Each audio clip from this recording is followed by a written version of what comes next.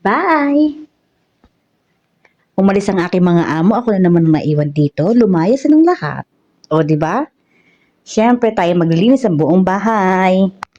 Ako, pag umaalis ang mga amo, pag araw ng Biyernes, Huwebes, Sabado, Linggo, araw-araw, basta umalis sila sa gabi, eto ako. General cleaning ng buong bahay.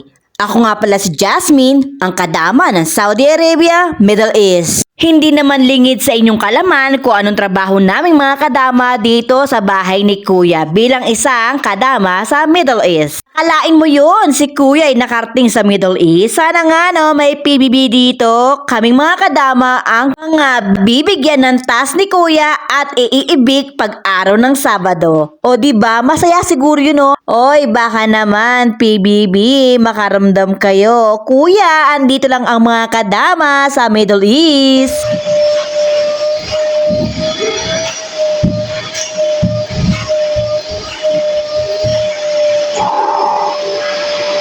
Siguro kung sakasakali magkaroon ng bahay ni Kuya dito, no? Kauna-unahan kaya ako may ibig. Wag naman, Kuya. Masipag naman ako eh. Stay mo lang ako ah. Kalma lang, kalma.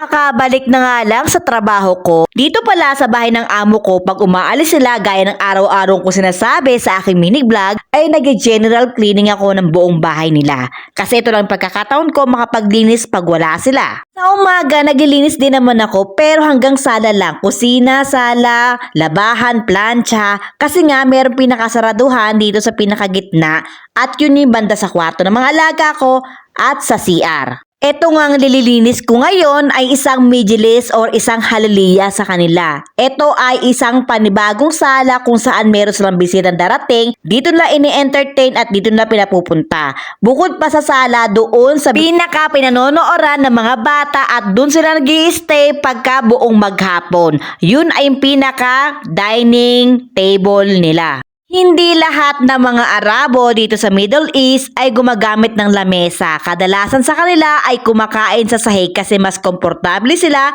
pag nakaupo sa sahig kumakain. Yun ang tradisyon nila na hindi natin pwedeng baliin.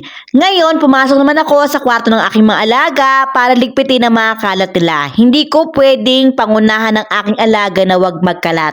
Kasi ganyan na talaga sila. Kailangan lagi ang katulong nakaalalay sa kanilang mga kalat, hindi sila magiligpit. Kasi sila, pag nagkalat sila, iiwanan na lang nila yan, hindi nila liligpitin. Mahilig nga yung alaga kong pangalawa na mag-drawing-drawing at mag-paint-paint. Kaya hinahayaan siya ng nanay niya at hinahayaan ko na rin kahit makalat siya. Kasi nga, yun lang ang libangan niya ngayong bakasyon. Nawiwili nga ang alaga ko sa mga slime, sticky na mga laruan. Kagaya ng kanyang mga classmate na lagi niyang ka-video call pag siya ay nagtitiktok at gumagawa ng slime. Hindi lang naman dito sa Middle East nauuso yan. Nakikita ko rin sa Pilipinas at meron ding ibang bansa. Nauuso talaga ngayon yung mga sticky na laruan dahil nakikita nila sa YouTube at TikTok. Dahil nga ngayon sa Middle East ay hindi naglalabas ang mga bata, ang kanilang kinagigiliwan ay YouTube at TikTok. Kaya yung mga friends nila, pag may nakikita sa YouTube at TikTok ginagaya, ay gagayahin na rin ng aking mga alaga.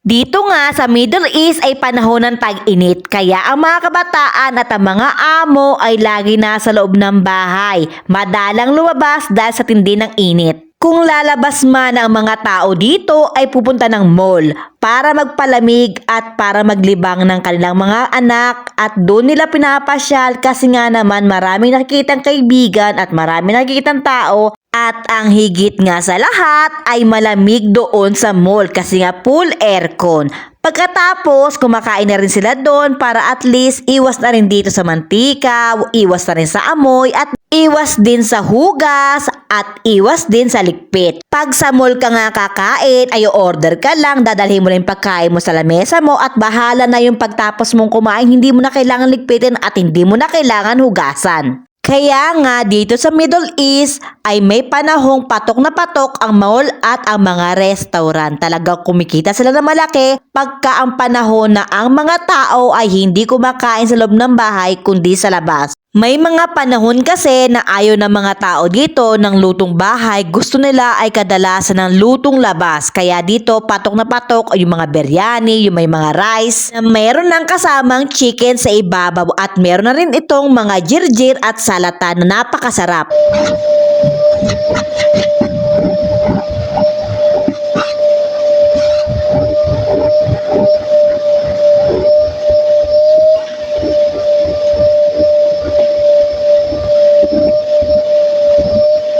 Bakit nga ba gumagamit ng vacuum dito sa Middle East? Unang-una, kasi dito ay may carpet. Mahimulmol ang carpet. Halos nga lahat ng mga babae dito sa Middle East ay gumagamit ng electric na suklay na nagpapatuyo ng kanilang buhok at diretso na ito pampa-straight. Pagka nga gumagamit sila ng mga ganong makina, yung mga buhok ay natatangay at napupunta sa carpet. Kaya kailangan mo i-vacuum yung carpet na maigi kasi nga ang hinahabol mo doon ay yung mga buhok nila. Kailangan mo rin i-vacuum yung mga upuan para matanggal yung mga nakasiksik na mga dumi at mga buhok. Ito nga pala yung map na ginagamit ko dito sa bahay ng amo ko. Maganda yung fiber ng tela na ginagamit ko, nakakatanggal naman siya ng sahig at makinis ang floor.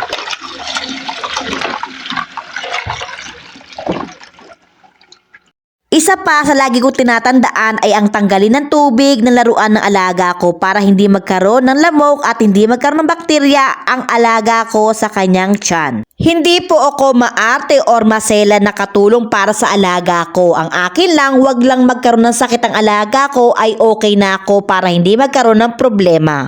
At salamat, tapos na rin maglinis ang kadama nyo sa buong bahay. Oras na para kumain ng hapunan at matulog para makapagpahinga para sa kinabukasang trabaho.